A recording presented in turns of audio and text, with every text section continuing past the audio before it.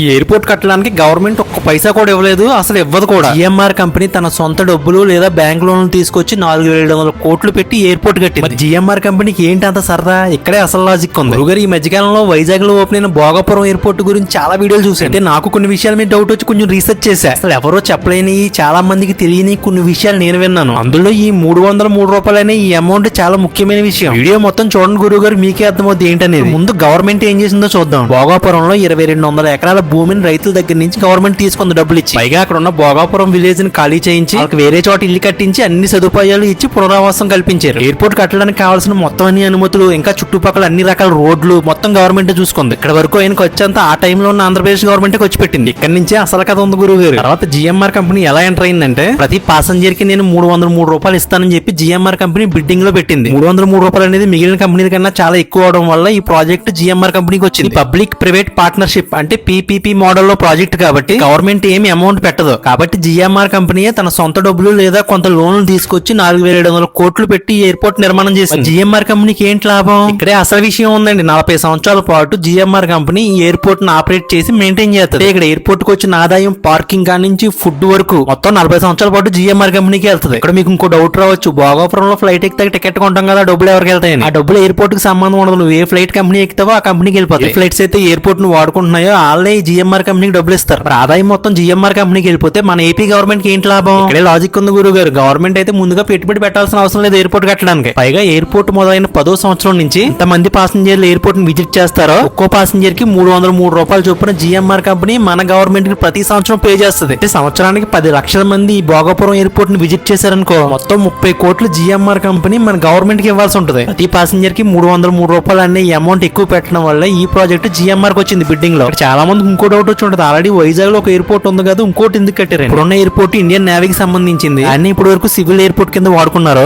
అది చిన్న ఎయిర్పోర్ట్, దాన్ని ఎక్స్పెండ్ చేయడానికి కూడా స్పేస్ లేదంటే అక్కడ. కొత్త ఎయిర్పోర్ట్ కట్టారు కదా, పాత ఎయిర్పోర్ట్ ని ఏం చేస్తారు అని మీకు డౌట్ రావచ్చు. కొత్త ఎయిర్పోర్ట్ లో ఎప్పుడైతే ఫ్లైట్స్ తిరగడం మొదలవుతాయో అప్పటి నుంచి పాత ఎయిర్పోర్ట్ లో 30 సంవత్సరాల పాటు కమర్షియల్ గా ఫ్లైట్స్ తిరగడం ఆపేస్తారంట. ఇదంతా అగ్రిమెంట్ లో భాగం. అదే గురువు గారు, నేను చెప్పిన ఇన్ఫర్మేషన్ చాలా బేసిక్ లెవెల్ లో ఉంటుంది, ఎందుకంటే చాలా మందికి అర్థం అవ్వాలని అలా చెప్పాను. వీడియో కానీ మీకు నచ్చింది ఒక లైక్ కొట్టడం చాలు.